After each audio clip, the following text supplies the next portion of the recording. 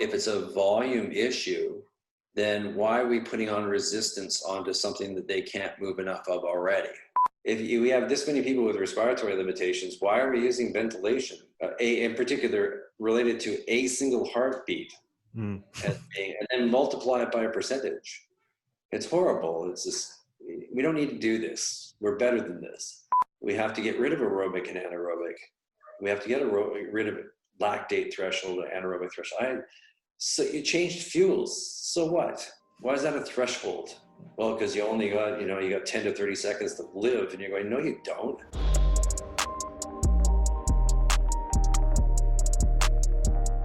All right, Dan, we're live. Welcome to the show.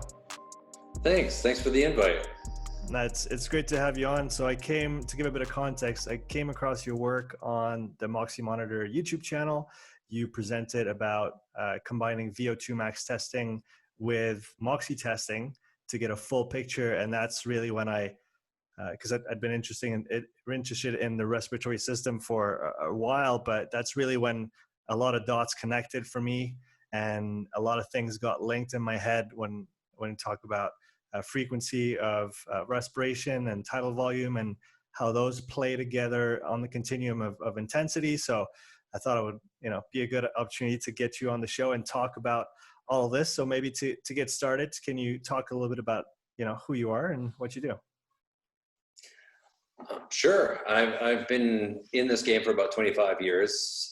Started off as a sport physiotherapist, but I was in the military at the time. So I've spent 29 years in the Canadian Army in a variety of different positions, everything from tank crew commander through to physio. And then I became a health services officer, and I retired as a commanding officer of a clinic, medical clinic in Edmonton. But while I was a physio, I opened a clinic in Penticton, British Columbia. And I worked a lot with triathletes, and I was also working with the D team for the mogul ski team for Canada. There.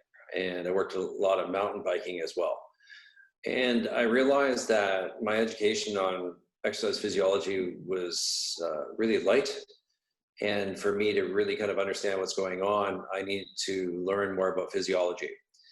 And that led to me, that's how I first met Jörg Feldman. Was I drove to Quesnel, that's where he's from, I think, north of 100 Mile House, exactly. On a weekend. And I gave up my weekend just to spend time with Jörg and Herb, and was just really excited about what they were doing, and developed a long relationship with Jörg. I was lucky enough to go testing Nordic skiers in Silver Star and Vernon and in Penticton, and we developed even a tighter relationship. And when he moved to Moxy, because originally we were all doing lactate balance point testing, and he got me tweaked on respiratory, and then I took respiratory a lot further, because when we moved to Moxy, I realized that there's limitations that can influence the data you get from your Moxy. That if you don't have the respiratory information, you can make assumptions that could be wrong. And you're never accepted not going after the data that will be able to make things clear. So then I moved to metabolic analysis, and then was one of the first people with Moxy as well, and found the combination of the two of them are extremely powerful. And so I became a clinical exercise physiologist, and along the road, I realized also that strength conditioning is extremely important. So I completed my certifications with ASCA and NSCA, and became one of those weird guys that's a physio, clinical exercise physiologist, and strength conditioning coach. So it's a nice combination. It's a nice combo, and I think it's great to have people like you that have the oversight on those different fields that are tightly linked and interconnected, but a lot of people just stay in their own lane and maybe don't go look for the information in the other domains. So I think it's great to have someone like you to bring all that together. Can I ask you a question about, the first time you met Jörg, or the first interactions you had with him? How much of a paradigm shift did he bring to you early on? what I loved about him was he was okay with not having a I didn't have a master's in exercise physiology. In fact, he quite often said that, sometimes that stuff just gets in the way. It stops your brain from truly being able to go places where it needs to. I liked the way he thought. I liked how abrupt he was. He was very clear that if you said something silly, he would let you know. But luckily, the way my brain thinks, and I've got a very odd brain where I can put things into categories and I could just build out spreadsheets in my head. I asked the right questions, and as we're going through the testing, and I think we became friends at that point. He figured that I was worthwhile hanging out with, and we became a very tight group in the British Columbia area. So there was others besides myself, and across Canada at that point. I found connections in Toronto area with people that have been influenced by Jurg, and then what was great was his son Andre was about 12 years old at the time, and now look where Andre is. So Right. he's done so well for himself, and he's continuing his dad's good work. Mhm. Yeah, so I posted my interpretation of what I understand about respiratory limitations not too long ago on LinkedIn, and you were kind enough to bring some corrections to that.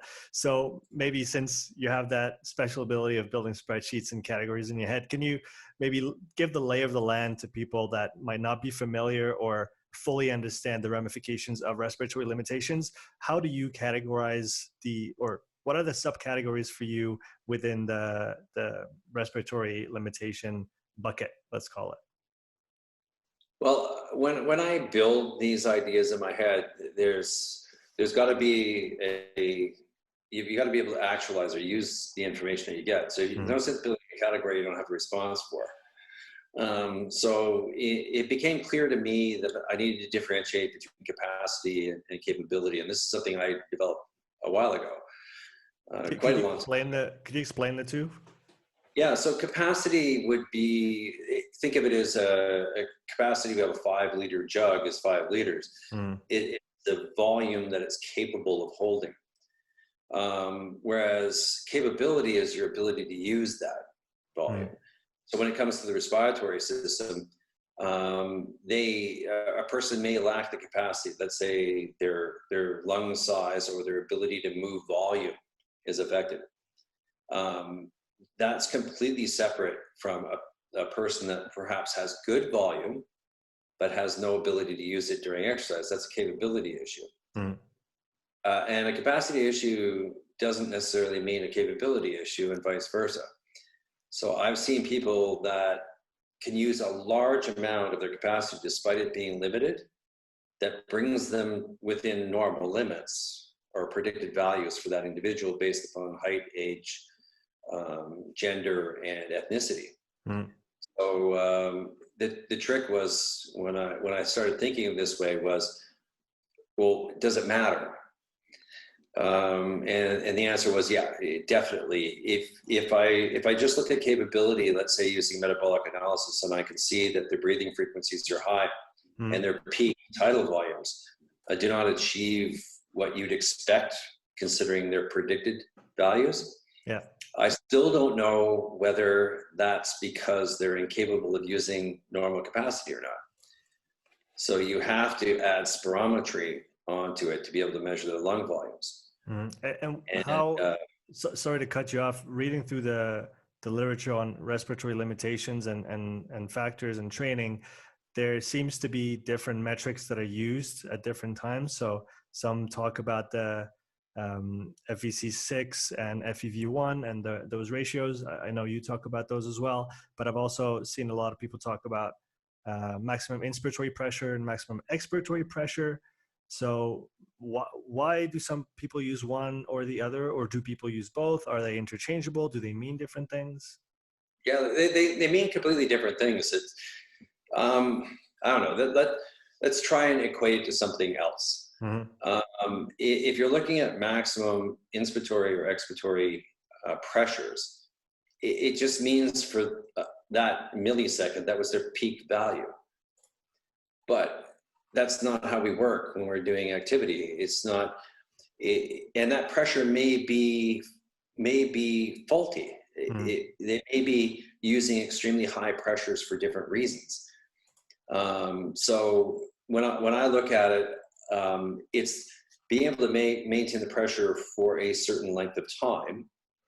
In particular, like at high intensities, we know most people will breathe around 50 to 55 breaths a minute in zone 5, which means that they can breathe every 1 second. Mhm. So if we use the FEV1 values of what their maximum ability to expire in 1 second, you can work off of that information. But if their peak pressure is, is extremely high, but they can't maintain it, even at a low volume or a low intensity, it's not providing you the information that you need. And let's face it, the lungs don't care the pressure that arrives and they're able to transfer over to the hemoglobin. It cares the volume that arrives. And they're two totally different things. Yeah, and pressure is so dynamic in the sense that there's so many factors that affect the elastic recoil of the lungs, the diaphragm, and all these different components of the respiratory system. So, like you said, the kind of snapshot in time of pressure doesn't give you much um, useful or usable information when it comes to talking about, looking at limitations or training them. Would that be a fair way of putting it? Yeah, yeah. Maybe that's part of the reason why you're seeing pressures used is that most respiratory training devices don't have the capacity to measure volume. Hmm. Because it's expensive. If it can measure a pressure, then they could just say, well, we've increased your peak pressure. And you're going, that's nice. That doesn't mean that you're going to get the result you're looking for. And of course, you're going to increase your pressure if you put resistance against something and you train it. Of course, you're going to be able to increase pressure to be able to move the air through. Hmm. Whether that peak pressure is breaking inertia for the initial resistance or whether it's partway through, nobody even pays any attention to when that peak pressure is reached. Hmm. So there's a lot wrong with it. I understand why people do it because it's easier to measure. But there are respiratory training devices that will allow you to measure a volume accurately and breathing frequency accurately. Hmm. Like the Spire Tiger would be one of those. Yeah, the Spire Tiger is what I've worked with the longest period of time. I believe it came out in 2006. I'm switching over now to what's called the P100, and it's a huge improvement where there's one of the issues with most respiratory training devices initially was the fact that they trained inspiration. If you ask me, about 80% of the guys that I work with respiratory problems can't breathe out. All right, so okay, they can't breathe out, so I'm going to train breathing in. That's not going to work. We know specificity of training. And they can only breathe for 30 breaths because there's no ability to control carbon dioxide, so therefore they become dizzy. And I don't know, unless you're a lineman in football or you're playing, mainly just, I can really see it with a lineman and playing football, that they might take 30 breaths. They need to take a deep breath to be able to increase their spinal stability, to be able to develop power to push the other person off the line. That makes sense. But there's almost no other sports in which that you're going to breathe 30 breaths and that's the end of your event. So it doesn't transfer well. So I think part of the peak pressures is being driven by the devices that are available, and they had to go that way because they needed to create a cheaper device. Right. So there's a few floating around on Instagram. There's ads popping up left and right. There's some people using it, but like you said, it's a measure that you can make, it's a metric that you can improve, but it's not necessarily the one that's going to transfer best to your sport or to your activity. You talked about 80% of limitations being expiratory limitations. How do you differentiate between an inspiratory limitation and expiratory limitation when it comes to testing someone? So if you look at FVC, it's a measure of vital capacity. I know it's measured upon expiration. Mm. You can look at it that way, or you can look at it the fact that they're emptying out the majority of their lungs except for their expiratory reserve volumes. So it's a measure of capacity of the lung. Mm.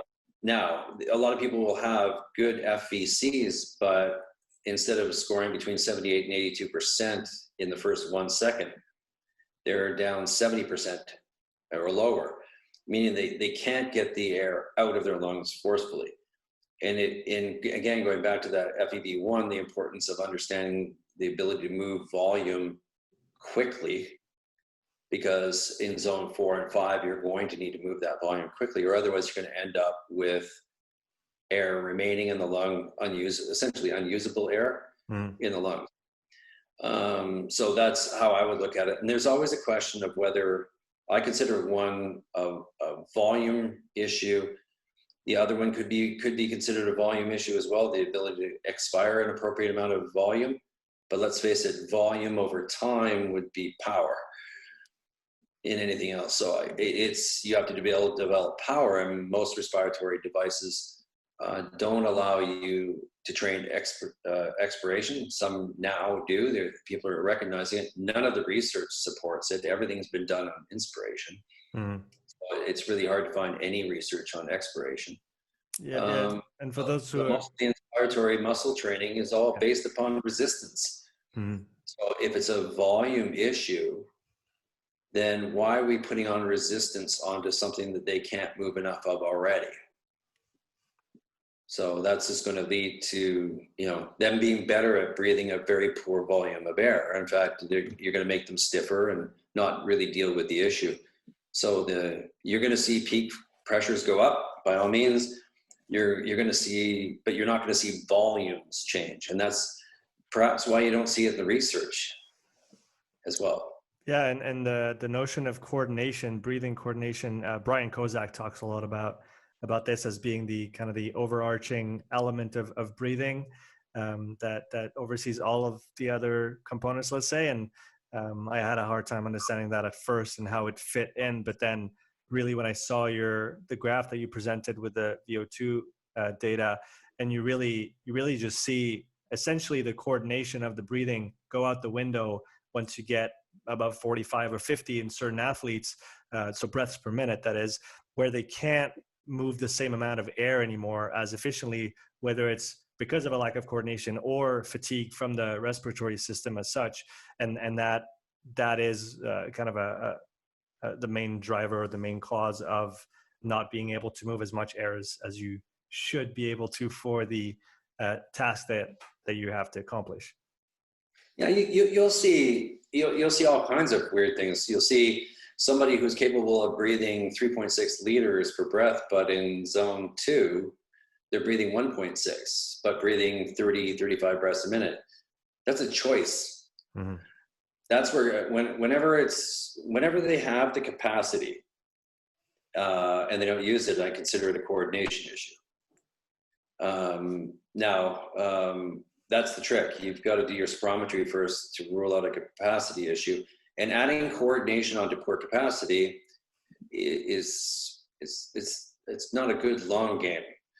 It will give you short-term improvements, but really what you've got to do is improve the volume or increase the power, and then get them to coordinate it. Because if you gain it, people always ask me, if you do respiratory training with the devices that I use, will it transfer? And the answer is, what I've seen is 90% of the time it will. But there are people that will have certain techniques that they've learned to use over the years. And I'm really noticing this now. There's way too much stuff out there on nasal breathing. I'm watching people completely screw up their ability to respond to pH changes associated with different fuel systems and intensities. And their big brain is getting in the way of their old brain, which already knows how to read chemoreceptors and how to protect the vital organs and how to be able to handle the situation in order to keep us functioning. Yeah. And the big brain's getting in the way of the old brain. It's great that you're getting onto that topic. I had the same exchange with Dr. Jerome Dempsey not too long ago, and he said he was flabbergasted at the fact that some people practice breathing through their nose only, and he just didn't understand that it was even a thing. Just from I guess from a morphological standpoint, the size of the airway through the nasal cavity is much smaller than the one through the mouth. And so, especially when you're talking about high volumes of air moved per minute, you can't even, imagine doing that through the nose. Do you think there's, to maybe play devil's advocate on that, do you think there's any benefit to using it maybe as a regulatory tool for intensity on low intensity days, or any other practical application of nasal breathing as such? I appreciate the question because, I get asked this all the time because I can spot it. I can bring up the results and I'm going, you're breathing 12 breaths a minute. You're just intentionally trying to screw things up in your systems. The response in most cases that I get is the fact that it helps regulate my breathing and I can breathe slower. I said, okay, you can breathe slower because you got two small pipes leading into your lungs versus one large pipe. So it takes longer and more pressure to be able to get it through there. So yes, you'll breathe slower, but can you not open your mouth and breathe slower? Of course they can. You could. Of course you can. And just following Bernoulli's law, it makes more sense to open the big hole in the front of your face, not the two small ones, and breathe through that more slowly. So I just tell people that use the metronome, I want you to breathe around 24 breaths a minute, set a metronome for 24 breaths. Don't pay attention to your cadence on your bike. Don't pay attention to your cadence of your running. Understand which physiological system that you're using and what's really required, because I try and teach people that in zone 2 and 3 in particular, and most of 4, it's really O2 delivery greater than CO2 expulsion.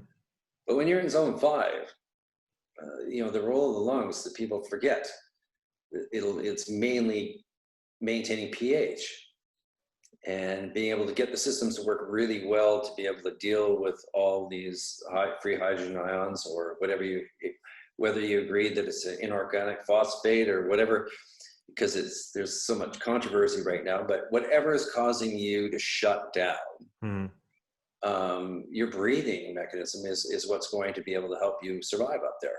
And I see people trying to hang on to nasal breathing all the way through zone 5, and they're at 20 some breaths a minute, and you go, well, why did you quit? Well, my legs got sore. And you go, yeah, no wonder. Like your pH levels you must be completely acidotic, and then I have to undo the whole lactic acid causes muscle soreness. I have to undo all of that all the time. But is there any true advantage to breathing through your nose? No, I don't think so. The classic ones that you hear is the fact that it warms and cleans. And you're going, well, when you're moving at a fast pace, I tell you, it's not going to do a very good job of warming. What about everyday life, walking around? Yes. Yeah. With people, like we do RMRs all the time, right? So a completely resting test, 10 minutes. And I'm watching people breathe, I'm not joking, 20, 26 breaths a minute in a reclined position for 10 minutes, breathing 0.5, 0.6 of a liter. You're going, what's the sense of even having 2 lungs if this is the way you're going to breathe? So this is where the kind of that yoga style breathing, the concentration on your belly moving out when you're breathing in, breathing through your nose to trying to learn to move larger volumes and slow down your breathing works really well.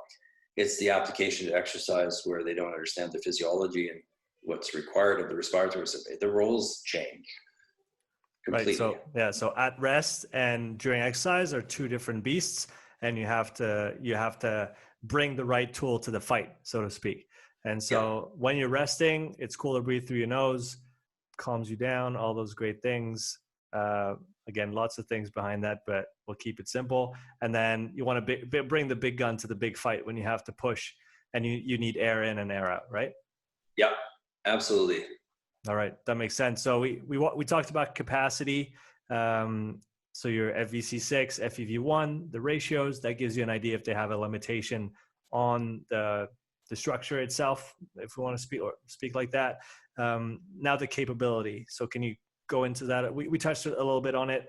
You talked about some different presentations of people having out of whack coordination or losing their coordination as intensity rises. So talk a little bit more about the capability side of your model, let's say.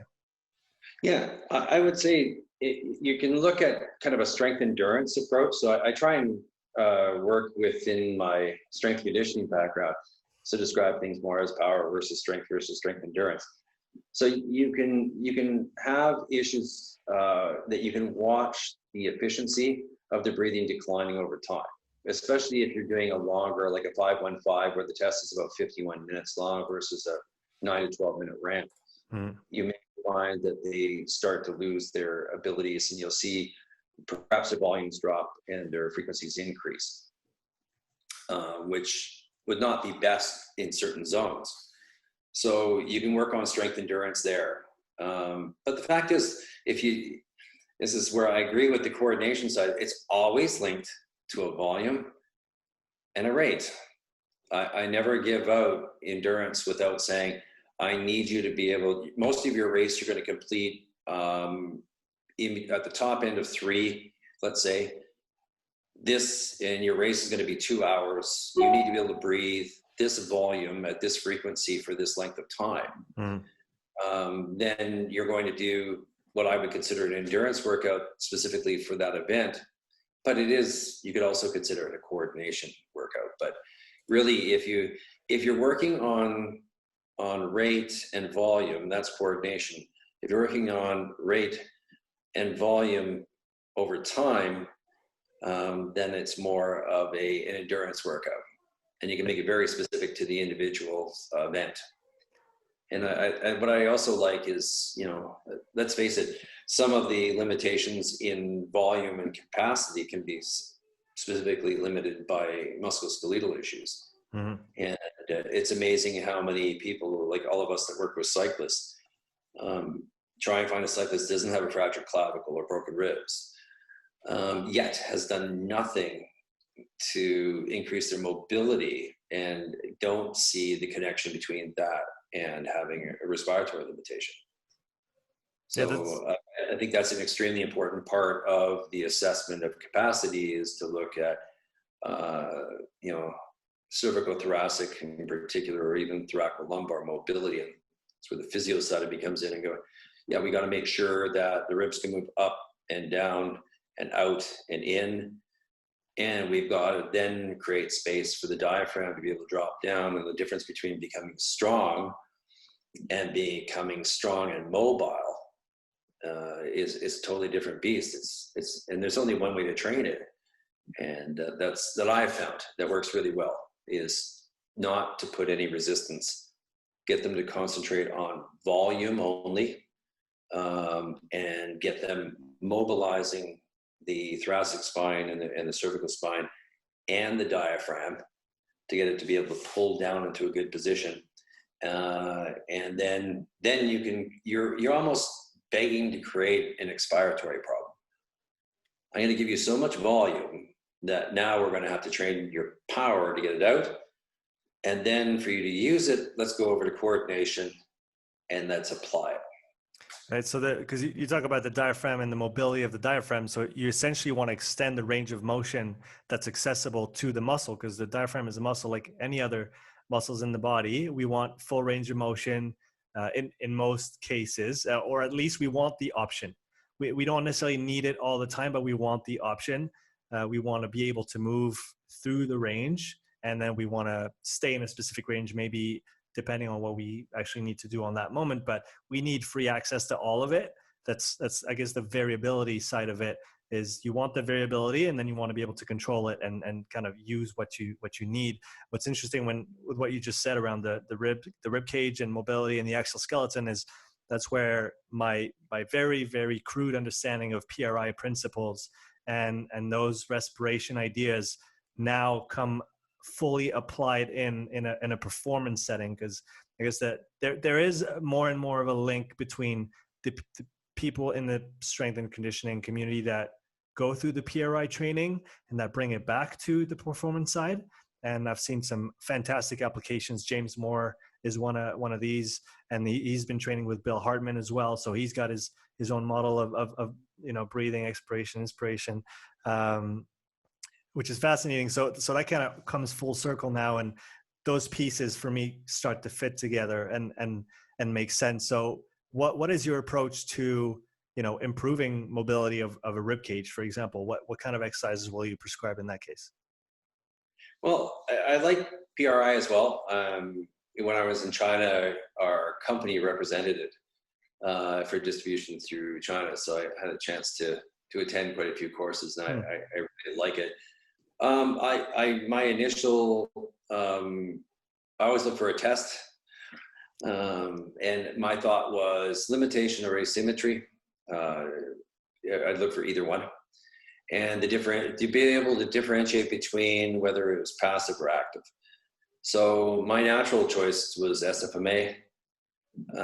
So I used selective functional movement assessment and looked at the upper quadrant rotation extension versus on all fours, hand behind your back, for looking at thoracolumbar. Mm-hmm. And I would look at the difference between their capability versus your ability to move them. And I would look at asymmetry or limitation. And if I saw any limitation, then they would get the exercise programming itself, which was, it could be arm sweeps, it could be a variety. There's lots of things that would work, always combined with movement with breathing at the ends of range. Mm-hmm. This is where a lot of people will do a lot of breathing work in neutral, and I'm going, we know we got to get it to the end of the range, then mobilize, whether we're doing manual therapy or whether we're giving out exercise. So in a lot of cases, that's what I used. If it was inhibition side of the house, like I could move them through range, they've got it, then a simple application of resistance to stimulate the system, be able to get the neuromuscular system firing again. And as you know, with PRI, you do that very well. You can make a change in a matter of one session, just being able to get them to be able to activate. Mm-hmm. So I used a variety of techniques depending on if it was a mobility issue, like a true passive, then manual therapy would work really well in conjunction with exercise prescription to maintain mobility and then apply the ability to use that new movement. If it wasn't, and it was the range of motion was fine, the joints were fine, then all I would do is use more along the PRI side of the house and get them to relearn how to use it. And it was amazingly effective, because if you don't do a test that tells you exactly what to apply, then what's the point of the test? Mm-hmm. And if you're satisfied doing that, then you're just basically throwing stuff at the wall and hoping it sticks. And 50% of the time you'll be right, 50% of the time you'll be wrong. It's very disrespectful to your customer. You don't have the time for you to guess, and there's no need to guess anymore. Mm-hmm. Well, one thing you said is talk about end range. So get to end range and then do your work there. That again brings another piece of the puzzle in, which is the FRC kind of world of pails and rails and range ISOs and stuff like that. So what does a thoracic mobility breathing at end range exercise look like? Well, sometimes you can use the test, which I don't like using because it ruins your test, right? Yeah. People always train the test and you go, oh, look, he's a lot better. I go, yeah, he's just better at doing the test. So in some cases it could be something as simple as using kind of a chop lift movement in again, deciding. I'm a big person on moving through different positions, kind of more like Gray Cook's work on working from the floor, then working into a split kneel into a stand. I'll put them in the position they can be successful. And in some cases, it's just a matter of adding some resistance and using a chop or a lift type movement to get them to the end of the range. And that would be able to get that neuromuscular firing going and that connection going. So some of it would be along that line. Some of it, if it was, I've had just done a manipulation on a rib or a thoracic area itself, then I would only give mobility exercise in the direction of the manipulation. And people always undo their good work with manipulation by not saying, well, it was over here. You just moved over here. You want to promote it staying over here. So don't give them that way for a day or two and then bring them back. And so a lot of cases, it was just, what was the goal of that particular treatment application? What's the exercise that's going to make sure it sticks so I can move on to the next phase? And understanding that it's all about, if you create movement, you now made them dangerous. Now you need to get some neuromuscular control. Then you got to build some power and strength around that. So your brain should always be thinking in these categories to be able to ensure that you're not creating a monster. Yeah, and that goes back to the idea of capacity and then capability on top of it. You want the capacity to move through a full range of inhale and exhale, and then in different positions, under different constraints, and then you want to be able to use it fully, right? Yep. And you know, I've seen VE changes of, I can change 60 to 80 liters a minute. That's a lot.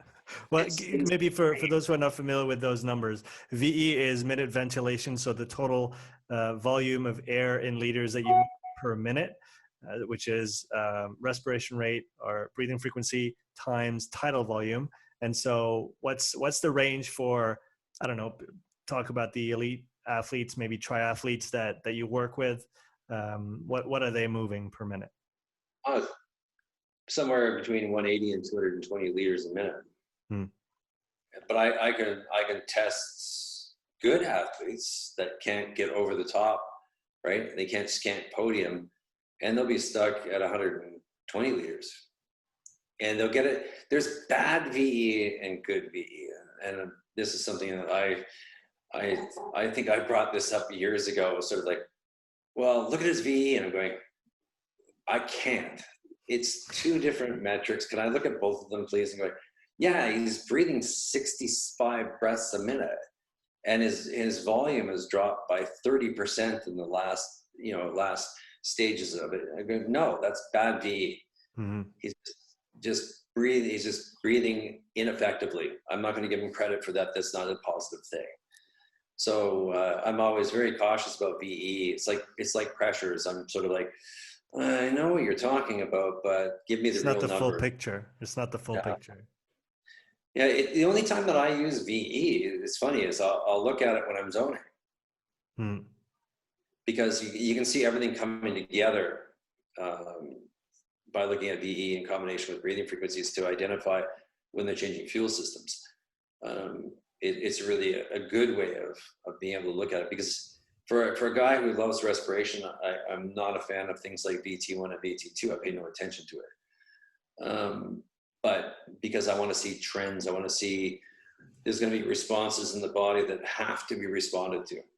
No matter how much you want to breathe through your nose at 20 breaths a minute, when you're at zone 5 intensity, there's no way you're going to be in control of it. It's going to drive, and there's nothing you can do about it. And some people drive well, like you said. You can have coordination issues at high frequencies, where if you don't see a 10% drop off, I'd be surprised.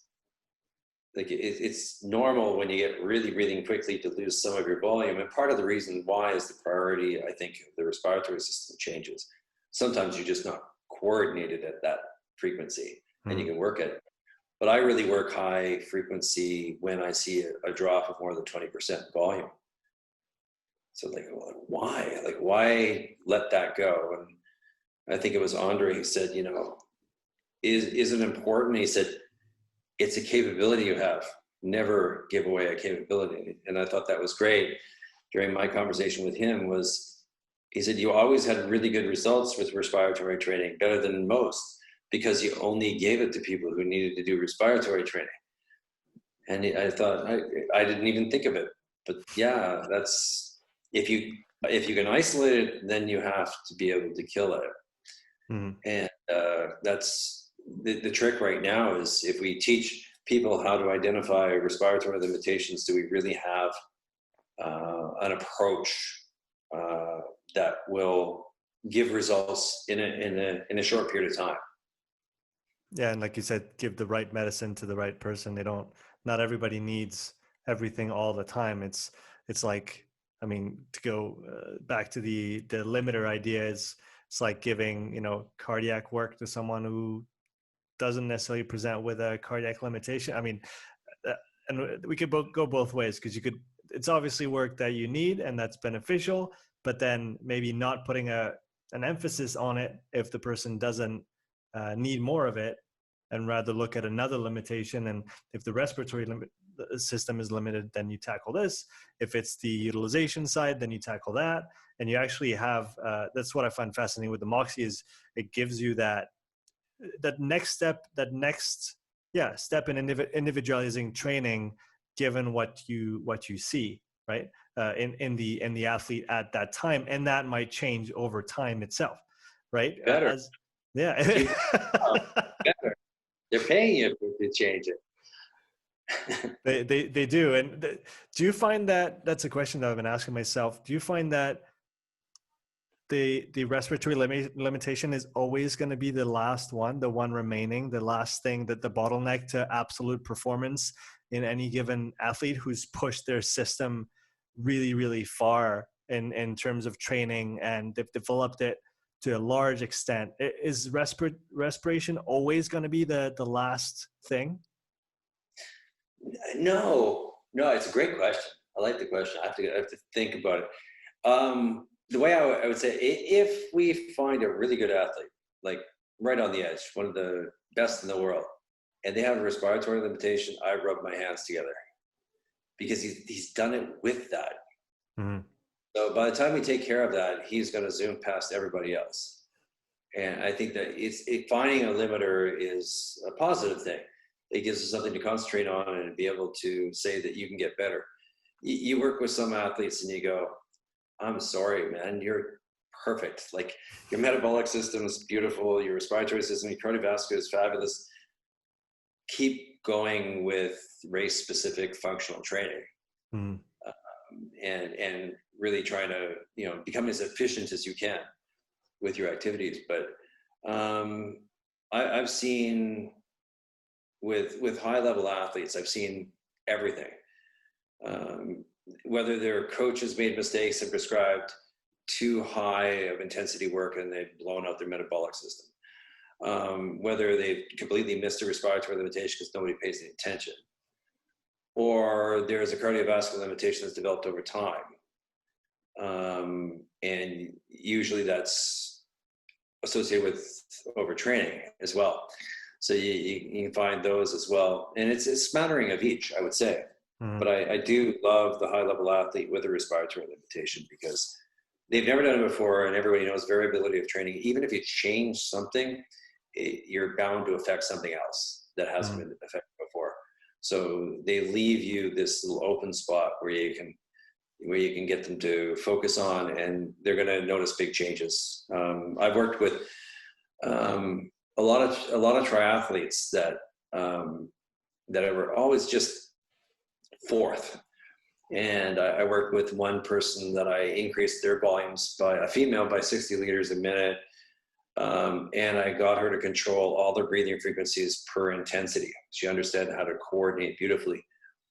Then when we achieved all of this, we switched over to building strength on the bike, because she needed to develop strength. So we did a hypertrophy phase built into a power phase. Then I coordinated all those movements. And she just won a gold medal for the triathlon for the military in China. Mm-hmm.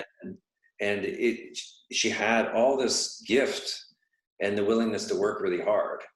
But we just found a couple of small things to work on, and it made a massive difference to everything. Because heart rates will, with you get rid of a respiratory limitation, you're going to see heart rates drop by maybe 10 to 15 beats. Which means that if your metabolic system's sound, you can do significantly more work at a lower lower cost fuel system. It's massive, and your ability to recover is significantly better from bouts. Let's say you're working with a cyclist who has to be able to do bouts of effort, giving that ability to recover in that phase is really big. Dan, I just want to make sure, how much time do you have ahead of you? Because I got so many questions and I just want to make sure I respect your time. So No trouble. No trouble? Okay, good. First one that comes to mind, there's so many things. Have you ever seen any negative effects of respiratory training on somebody's performance? Wow. No, I've found people that couldn't apply well. As in they couldn't transfer it to their activity, or they couldn't do the training properly? Yeah, I could get I got their capacity up, but their ability to use it was extremely difficult for them to do. But that's extremely rare. But I've never seen anybody decline, for sure, nor even just not make gains. They've all made gains. And for the general population, they think, well, I don't need to consider these things. You're going, well, do you want to enjoy running more? Do you want to open up the doors to a bunch of other things besides just being better, more functional as well? Yeah, I guess there's a big effect on RPE as well. If you can breathe easier, then everything feels a little bit easier. I was thinking about this today, and how, talk about running and sprinting, you got speed reserve. Talk about strength development, you got strength reserve. Why not get your respiratory system to its utmost performance level, let's call it, so then everything that you do on a daily basis just becomes a little bit easier? Yeah, absolutely. There's definitely a link between RPE and dyspnea, right? People will rate that, and the fact is, if you're struggling, it's going to affect all the other systems. And we spend so much time trying to explain the interaction between the respiratory system, the cardiovascular, and the metabolic system. And people like to, no, don't do that. Put them in their troughs. I understand it this way. But the fact is, the respiratory system can completely make the other systems work better or worse. Yeah. And I love that combination between metabolic analysis and Moxy. Moxy, I get all this information, but as I say, it's reading from the face. I want to see delivery and utilization at the limb. And I think and the other side of the house is you don't know, you've got heart rate, but you have no real idea of cardiac output or stroke volume, and that ability to look at how that cardiovascular system is responding. The bad side of it is, like I said, Moxy can be fooled without having respiratory data. It can't be fooled. This is giving you data, but your analysis of what you're seeing can be completely fooled without it. Today's episode is sponsored by Strength Coach Network, the #1 education and networking platform for strength and conditioning coaches. Strength Coach Network offers over 200 hours of video education delivered by elite level presenters such as Dan Pfaff, Jay DeMayo, Derek Hansen, Carl Dietz, and Buddy Morris. If you work with or want to work with team sport athletes and take your coaching to the next level, you will find everything you need to know on topics such as speed development, plyometric training, conditioning, rehab, program design, and much, much more. Strength Coach Network also allows you to interact with hundreds of coaches from all over the world, ranging from top NFL, NBA, and MLB coaches all the way to the grassroots level. You can ask questions, respond to popular threads, and get valuable insight from the best in the business. Strength Coach Network also covers career and business development tailored specifically for coaches. If you want a resume critique, need to get ready for an interview, or are looking for professional networking advice, go to strengthcoachnetwork.com/upside to get your first month at half price. That's strengthcoachnetwork.com/upside. That's an interesting one for me, and we'll come back to the other stuff afterwards. But what are the main mistakes you see coaches and people make that use Moxy when it comes to interpreting the data? Because, for example, when it comes to respiratory limitations, from what I've learned, for example, if you have THB trend that's spiking higher and higher during your 1-minute rest intervals, that could show an accumulation of CO2, which would cause vasodilation, which would show the THB spike higher and higher throughout the step test. So that's, would you say that that's a valid way of assessing? Now, maybe that I'm not doing it justice. I would combine that with the SpO2 value. And if I saw a dropping SpO2 in conjunction with something like that, that might point me in that direction. Is that too far-fetched in your opinion? Yeah, the problem is I didn't see it. Doing testing together all the time was, I've got all the data, all the graphs in front of me, and I'm going, it's not there this time. It's not there this time. And, I used to do SpO2 all the time. And, it's so strange. You're going to actually measure arterial at the finger while what I love the most is being able to focus directly at the muscle being utilized. And people SpO2s can change significantly depending on who they are and how well they're utilizing oxygen or delivering ATP in different ways from different parts of their body. So I just find that, so obviously the biggest limitation is the fact that if you are hyperventilating, then you're going to become hypocapnic at the cell. And if you're hypocapnic at the cell, the concentration gradient's not there, so the O2 will stay on the hemoglobin. You'll misconstrue it as being a utilization problem. And I can take a utilization problem and change the breathing and watch it drop 30%. And you're going, okay, that's clear to me. We need to know these other pieces of information. And, and for years,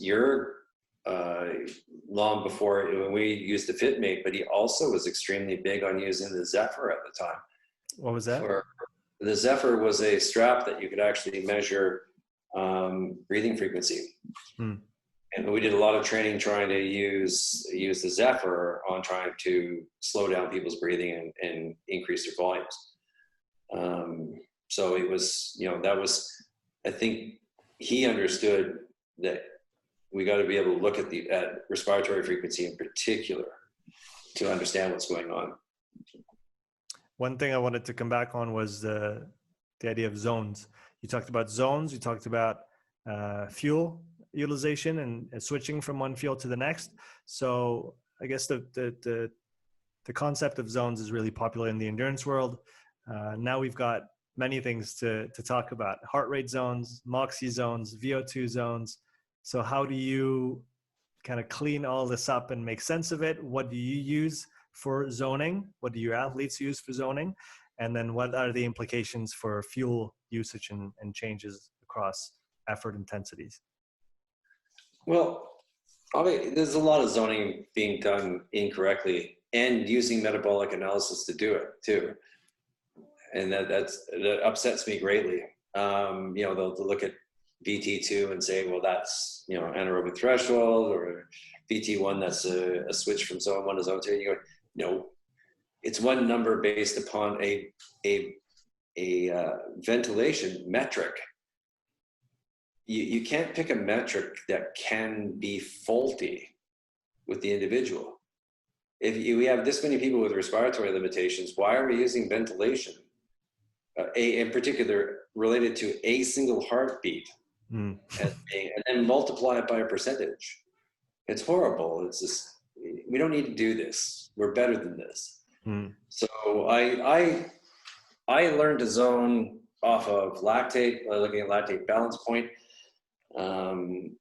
Then I learned using metabolic analysis, but with Moxy, I more use the 515 protocol because I mainly work with endurance athletes. So it works really well for being able to identify 4 zones.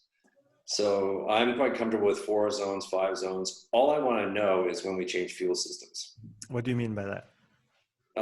So when we go from mainly free fatty acid to oxidative glucose to phosphorylation to create phosphate, there's going to be changes in your physiological response to the constituents that are made up from the result of that particular method of burning. And everything is contingent upon the rate at which energy must be created. It has, some people are still in the world thinking that I switch to anaerobic, whatever that means. Whenever I can't deliver oxygen at a high enough rate, and you're going, that's funny. You continue to deliver oxygen more and more as you go along, and you use more and more. That's what's lovely about Moxy, is showing people that no, you're using oxygen a lot more in the anaerobic zone, but for different reasons. Yeah. And even people that work with Moxy, I found they don't understand how oxygen is used later. That it's not doing what it used to do before. The role of it is almost like a buffer itself. So it's for zoning 4, I'm used to zone. I can zone off a 4 for my endurance athletes, but what I do is I compare it to the way that I zone. So I zone based upon fat carbohydrate crossover. This is what's nice about having VO2 and BCO2, is you can see the fuel system switch at low intensity. It's relatively unreliable once you switch above zone 3, because the respiratory frequencies are too high. Okay. But it's very accurate for being able to identify zone 1 and zone 2. And then after that, you have to find something else to rely upon. And this is where it gets really complicated. You cannot pick one system. If you have somebody who has a respiratory limitation, or even worse, somebody who tries to control their breathing frequencies, you will not see the natural spikes.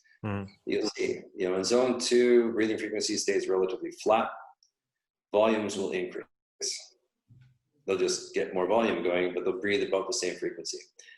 In zone 3, you'll see a very gradual increase from about 26 through to 30, 32 breaths a minute.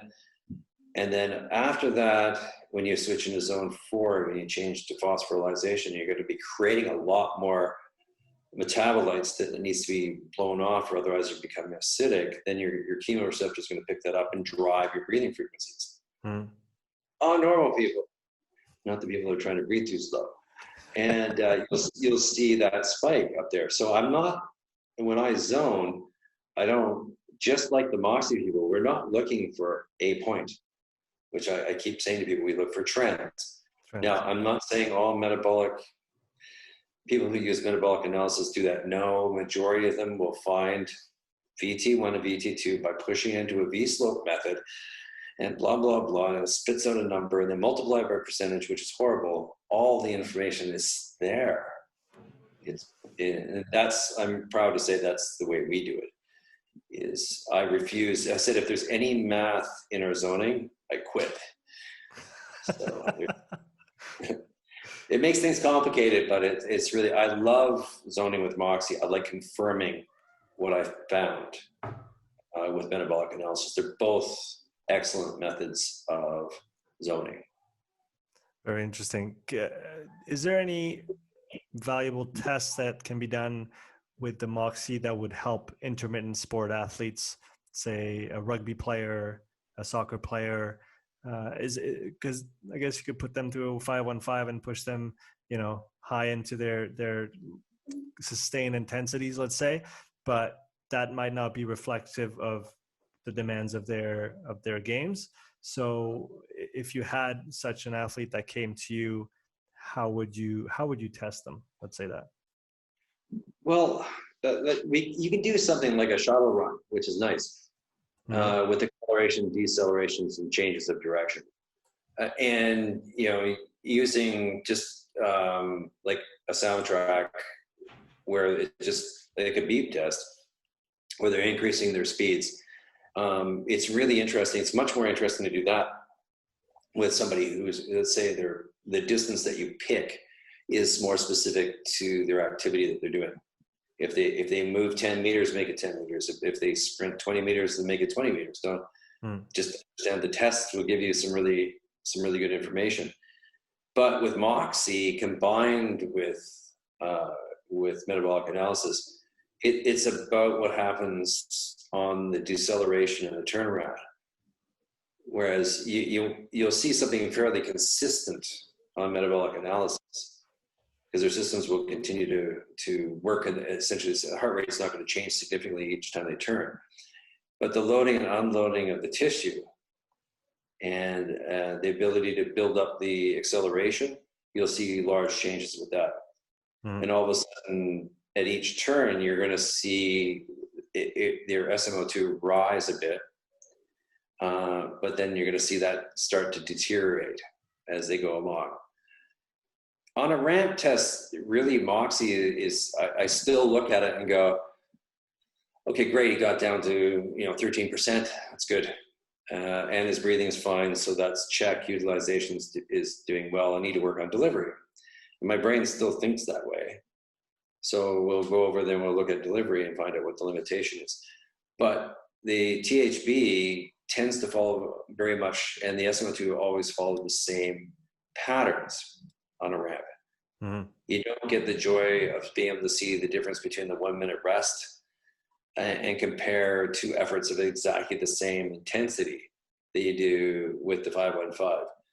So I always tell everybody, do a ramp on your endurance athletes and follow it immediately not immediately, but the next day with an endurance test as well, to be able to see if you see significant differences in their performance over a 9 to 12 minute test versus a 51-minute test. Right. So like you said, the ramp versus like a 515 or something like that. Yeah. But I'm really, I don't mind a good 20-meter shuttle run. Because of the fact that if you can control those speeds, you can actually find quite a bit about anybody that has to start and stop and accelerate, decelerate, change directions. Is what you're looking at, or is what you're looking for, a certain speed at which things change in the way that is it occlusion trend you're looking for when you're talking about start and stop? Is it what are you looking for, and then how are you going to use that to plan their training after that? Yeah, you can look for an occlusion trend and decide whether perhaps what you need to do is develop some strength or power, or make them more efficient at acceleration, right? So it would give you clues like that you wouldn't get from metabolic analysis. Anything to do with identifying strength limitations with metabolic analysis, except for RMRs, I'm completely baffled by how anybody can get any information about it. What I do is RMR, if they're relatively slow metabolism, we know increasing lean muscle mass will increase it. Beyond that, I don't pull a lot of strength information from it, except for, let's say on a bike test when they're hitting, 460 watts, but their breathing frequency is below 50, and their peak heart rate's not there either. Their RER is kicking about 1.06. They should be able to work a lot harder. We never hit a physiological limitation. The guy's weak, right? He's got to get stronger, and he's got to become more coordinated. He may be losing the efficiency of his pedal stroke. But the fact is, I'm looking at him and saying, well, I can tell you where this zone 1 to zone 4 is. I can tell you why you die in zone 5. And that you need to change, you need to do wattage repeats, but you also need to get the gym and move heavy weight. Right. The literature is pretty clear when it comes to respiratory training and the positive effects it can have on endurance performance. There's a lot less information on the effect of respiratory training for intermittent sport athletes.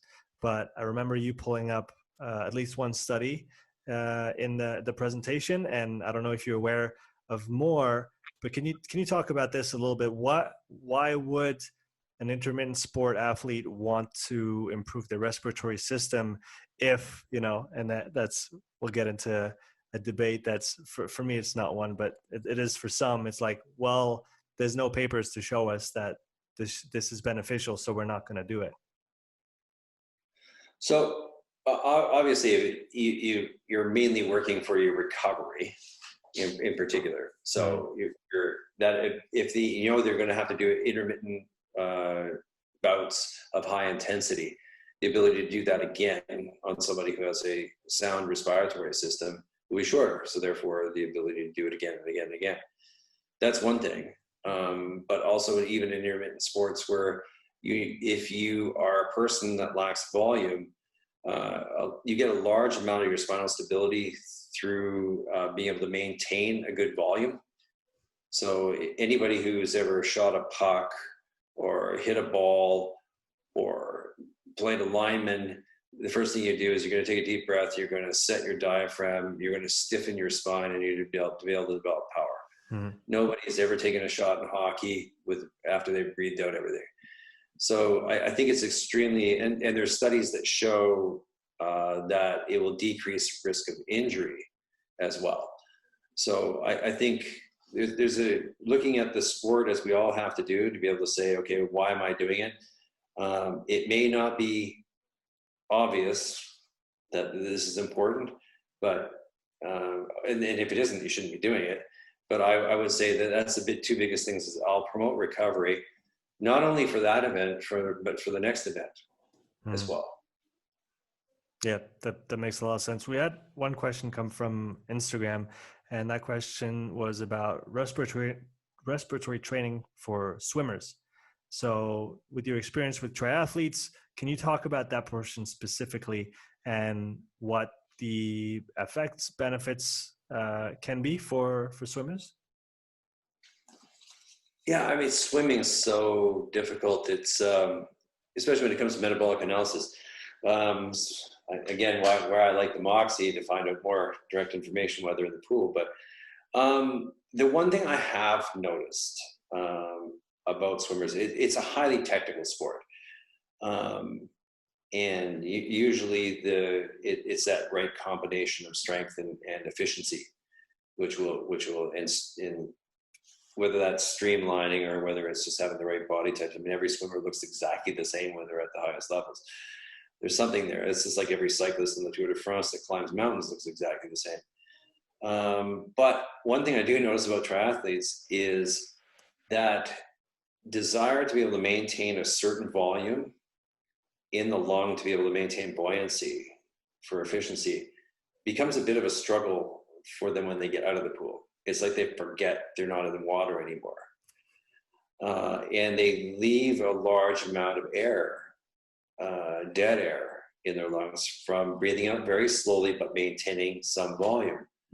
And it works really well in the pool, but I get them to write on their bikes at the transition point is, you're not in the water anymore. Now breathe. Mm-hmm. And usually they have really good FVC, but horrible FEV1 because they just intentionally breathe out very slowly with very low pressures and usually through their nose. So they develop no ability to develop power. So I spent a lot of time working on expiratory power with triathletes and getting them to remind themselves as soon as they leave the water that they don't have to breathe that way anymore. And have you worked around hypoxic training and those kinds of things for swimmers specifically? Yeah, it's probably not my greatest strength. I haven't done a lot of it. I really like using our devices before training or before pre-race, post-race. So I will use that whatever event they're in, I will prime the respiratory system and I will blow off. I'll use the ability to blow off CO2 to regulate acid base post event or post training as well, especially high intensity training, and it works beautifully. That's a really interesting concept for me. That using, for example, the Spart Tiger or another one, the P100 is the new, the last new version. I know Aaron Davis is working on the NX as well, which is going to be a similar device that can be used, but it's a little more rugged than the Spart Tiger, let's say, and that's more meant for gym use. So using those tools in a warm up and then in a cool down. Why would you want to do that? Can you expand on that a little bit? I find it a really, really interesting idea. Well, especially if you know the race well, for example, and you know where they're going to be spending their time. Let's say they're going to be spending time between zone 3 and 4 during the race, in most cases. You want them to, they can already prime their systems with the volumes that we want them to maintain at the frequencies we want them to maintain. So we can work their coordination beforehand.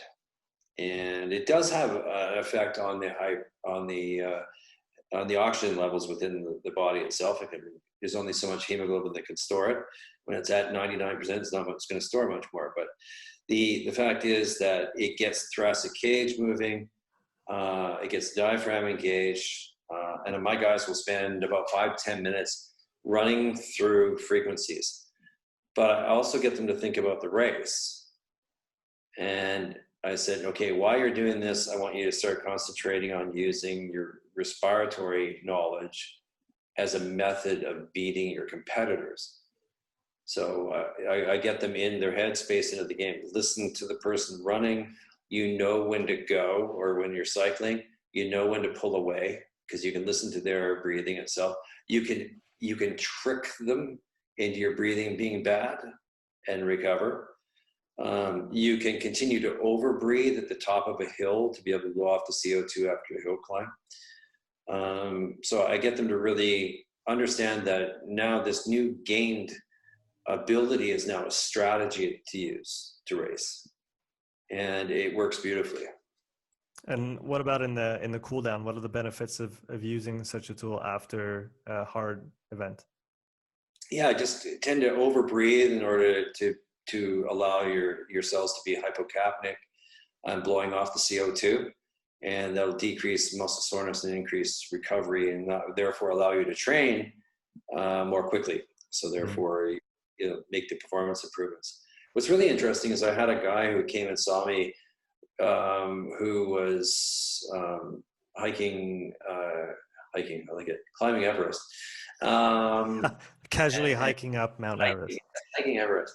And he came and saw me, and he was probably about, I would say 50 years old, financially independent, as you can imagine. And so I assessed him, and he had a respiratory limitation for sure. And I thought, okay, this is a really good challenge. This is when all the guys were running around the gym with masks over their face, trying to stop themselves from breathing and saying it's altitude training. And I'm just shaking my head going, we're not getting any smarter. We're not getting any smarter. But I trained him entirely on a Stairmaster, doing respiratory training. And when he arrived at the Himalayas, he had no illness. Everybody else in his group, except for the Sherpas, were sick.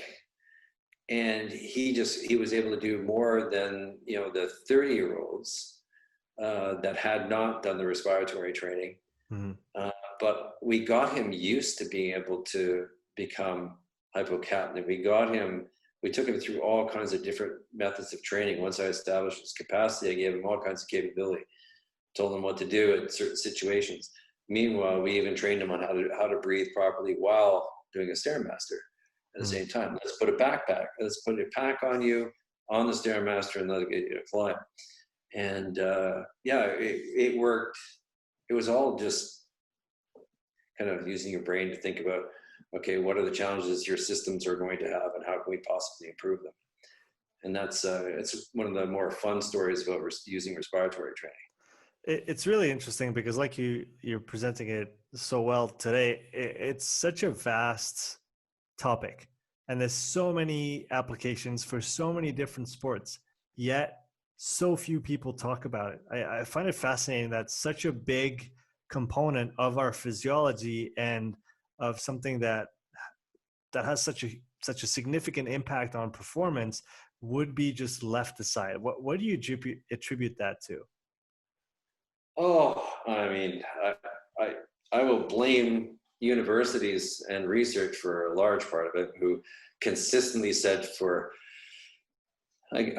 too many years to even count that the respiratory system cannot limit performance. It's just, you can even still find smatterings of that type of comment from people, and you're just going, oh my God, you don't understand.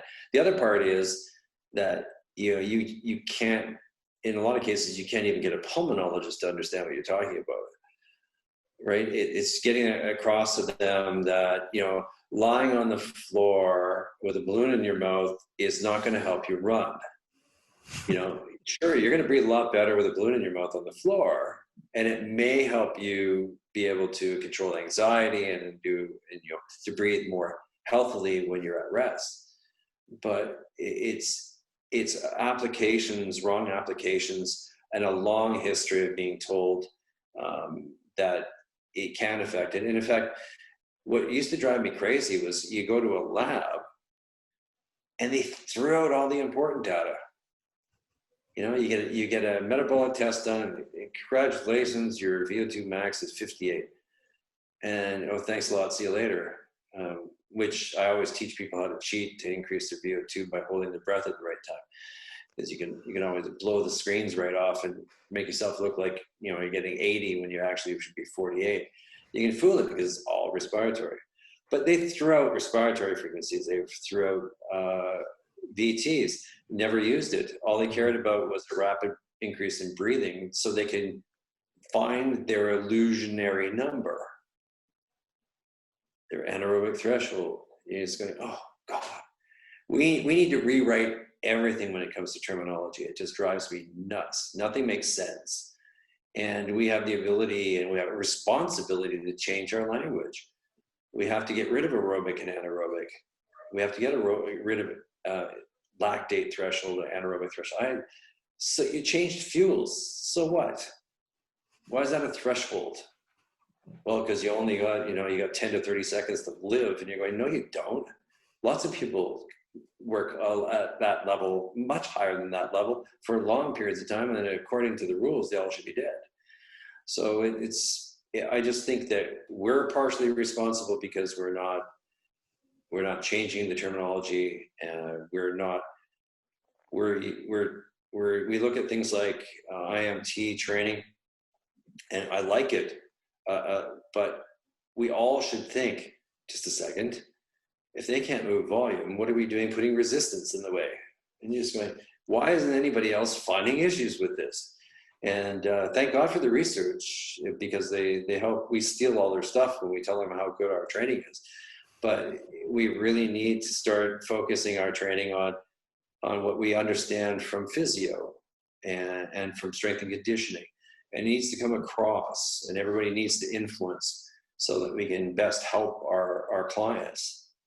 Is there a central source of education on the topic of respiratory training that you know of? Because I've looked a little bit, and honestly, I can't find anything.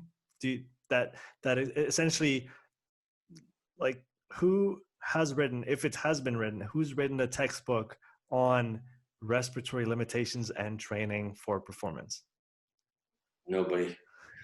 No. What are you waiting for, Dan? I know. Believe me, there's a lot of people waiting for me to write this, and I am biting off a large part of it, because I think now we can identify. We know the physiology supports it. We also know that we can show it. We can show it live on a screen what's going on and how we can change things around. Now, I don't want to create a curse. Oh, great, we can find it every time. Now what the hell do we do with it? So I've explained it to a lot of people that I've got a very clear idea of what I would like to do. How I would use the P100 is, as Andre said, you probably won't pay much attention to what we build into it. I said, no, I have a lot more information. It's not your guys' fault, but it's a tool that has great capabilities. So I'm going to try and take the years of suffering with the Spirotagger with 7 different bag sizes and clips and trying to guess on everything. I'm glad those days will be gone soon. But I got really good at being able to know exactly what the person could breathe, and the joy of taking somebody from a 3-liter bag through to breathing a 6-liter bag for 30 minutes straight, whether standing outside in the cold before racing at the snowshoe championships, was just, I'm watching this kid going, this has been 3 months and you've made this journey. And he went from like 120th place to the top 10. Wow. And in a short period of time. It's just amazing. So yeah, I think it's time to write some of this out and to take all the sides, the strength and conditioning, the physio and the physiology side, and shove them together into something that's really cohesive. Yeah, I do think it's time. The awareness is rising on the topic, and I think people are going to start looking for information. But unfortunately, at this time, there's not a central place to, you can get understand the whole thing, and then how it connects to all the other systems, like you said before. And Brian talks about the great integrator, like the system of all systems that has an effect on all the other ones, and is a central piece of how we function. So make sure you let us know when that book is on its way, or even when you have maybe the intro ready. Yeah. The first phase will be it's funny you mentioned it. Was NASM. We're going to be going on to NASM and offering the first course on metabolic analysis, which will include module 3. Module 2 is all testing and data analysis. Module 3 is all training. So I teach you how to find all the limitations, and I teach you how to train them all individually. We'll have all the respiratory in there as well. And one thing that you will like as well as the module 4 is advanced concepts, where I could take metabolic analysis and bring it in with near-infrared spectroscopy and discuss how they interact. So is that course ready yet? No, it's the first part. You'll see the first ads going out the 15th to the 30th of January through NASM. Oh, that's soon. That's exciting. Yeah. So that hopefully this will, it's a labor of love at this point. It's there's so many people that are so appreciative. They really want to be good at their jobs. They really want to help people. COVID is going to bring this up even more. All the ramifications of this respiratory infection or virus is there's going to be a lot of people with respiratory limitations just in their daily function. This is definitely a direction we all should be looking at. Shifting a little bit, you're currently the head of science and education for a company that's called PNOE, and you have I'm going to try not to butcher it. It's an easy to use lab, essentially, hooked on your back and your face. You don't have to be in a lab. You can do it on a bike, on the field, and it's a metabolic analysis tool, correct? And so so it's a medical grade metabolic analyzer, portable metabolic analyzer So it's funny, how they found me. How? That presentation for Moxy, they found me in China. I was working there for 2.5 years in China, and I got a phone call saying, "We really like your concepts. We'd like to use some of your concepts." And I said, "Well, I've been in China long enough. I'd kind of like to live in Greece." So we managed to strike up a deal. So it's been nice working with this company, because my ideas are why they hired me. So all the zonings changed over to how I recommend we zone. I built all the protocols, including we have 5.5s available all the way through. We integrate with Moxy. So all the concepts that, we have a respiratory capacity capability scores that are integrated. And then we have an education system that goes with the whole thing to be able to say, now you found this, now what? And what I like to tell them is, if you can't tell them what to expect from your exercise prescription, then you're doing something wrong. As in the effects on training or on performance? Performance, by all means. I mean, that's easy peasy, right? I got faster, I got stronger. Why? And this is where metabolic analysis, what I like is you may have just made the compensator better. You may not have affected the limiter at all to steal, uric. And a lot of the Moxy I do, I have the same attitude sitting here and going, yeah, you just made the compensator better, and it's going to crap out on you instead of dealing with the limiter.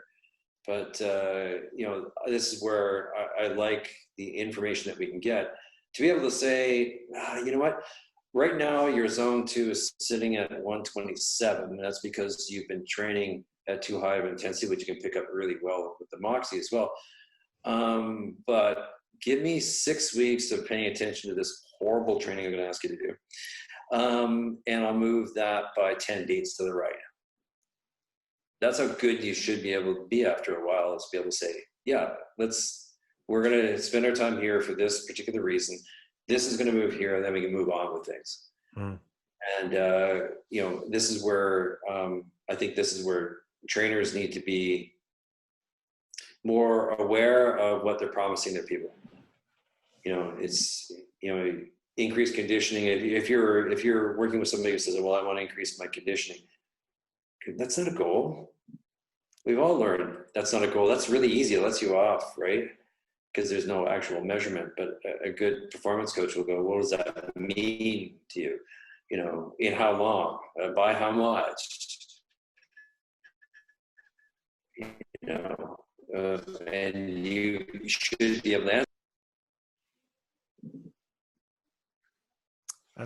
I've got some closing questions for you today, Dan. I want to really thank you for your time. It's been a pleasure exchanging with you. The first one would be, I might know the answer, but I'll let you say it anyway.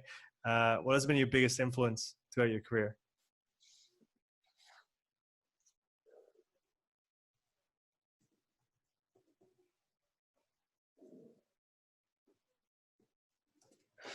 I'm going to answer two different things, if you don't mind.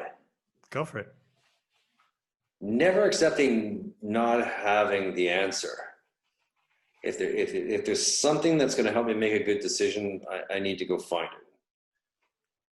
And Jörg. And Jörg. What are you currently fascinated about? I think how big the respiratory thing is going to get, it interests me. But I've got a current bee in my bonnet right now, which is upsetting me, which is nobody can make up their mind what type of strengthening a person should do. And what does that mean? Nobody can decide what hypertrophy loads are, and strength loads, and max strength loads, and power loads. And they really can't just define who does what when, and how do you measure it. So that's probably where my head's gone, is, you know, I've got to know more about this, probably because I've gotten good at years in physio and metabolic analysis, and I know my physiological system, but I keep staring at this and going, this looks like a strength issue.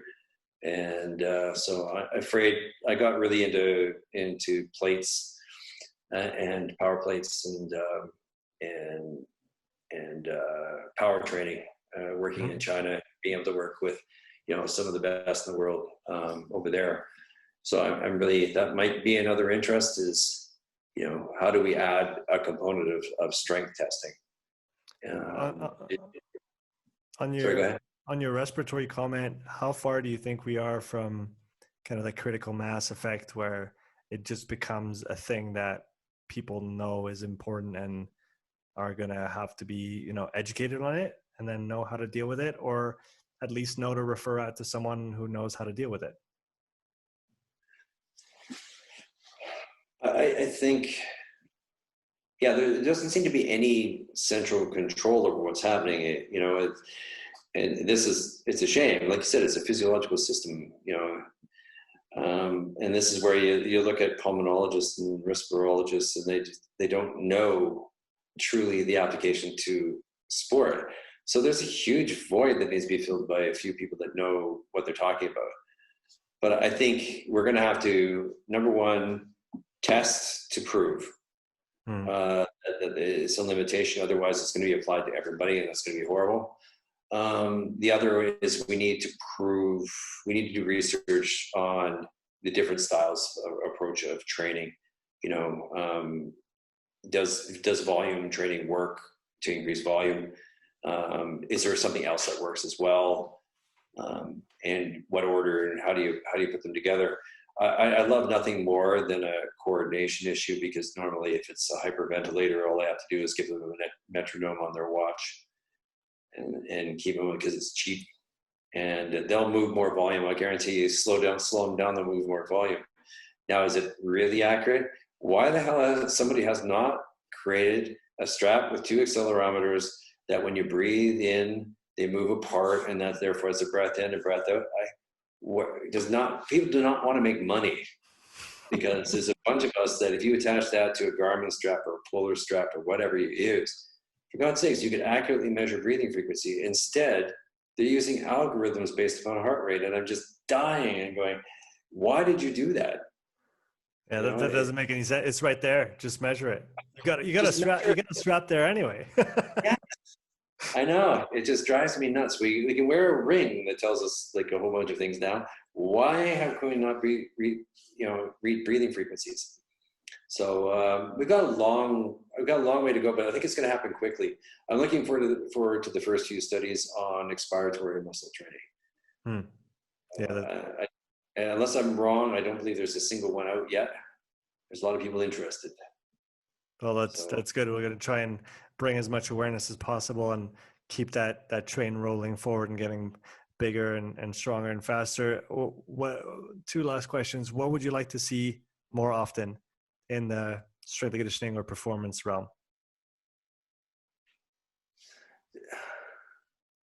Let's get the testing that out of the labs and into the facilities, in the hands of the people that can be guided and prescribe the right exercise program, and that they know how to deliver accurately and improve the effectiveness and the efficiency of what we're doing. I swear to God, it will decrease the frustration in a lot of the clients that come and see us if they actually were tested, explained what was wrong, given a program, and shown that it made a difference. It'll make a big difference, I think. So I'd like to see that. And what would you like to see less often?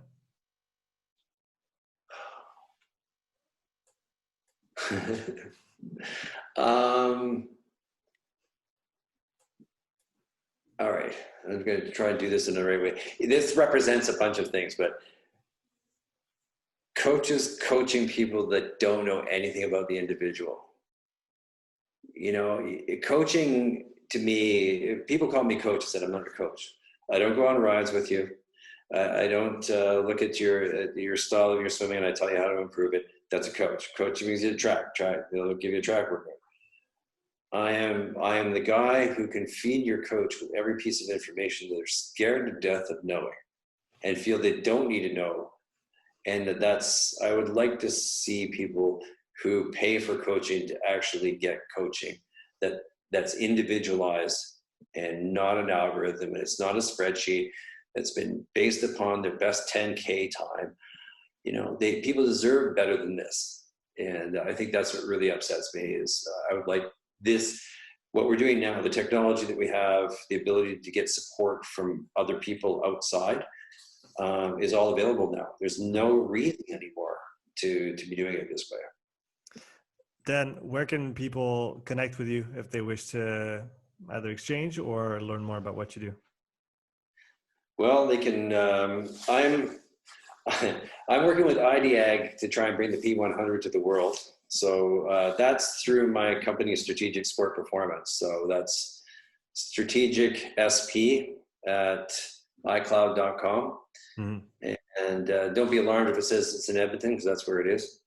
And then if you want to talk to me directly through my work, you can write to me at coaching@mypnoe, that's PNOE.com, and you get a hold of me here in Athens, Greece. Dan, it was a great pleasure to have you on today. Absolutely a joy, and I really appreciated your last post and the names that came out that I knew. And the comments being made it's really exciting, and you'd love being involved. It's an honor being involved with so many smart minds out there. No, man, it's my pleasure to be able to exchange with you guys and try to learn and make my way through this fascinating and complicated topic. Absolutely my pleasure. All right, take care, Dan. Okay, thank you.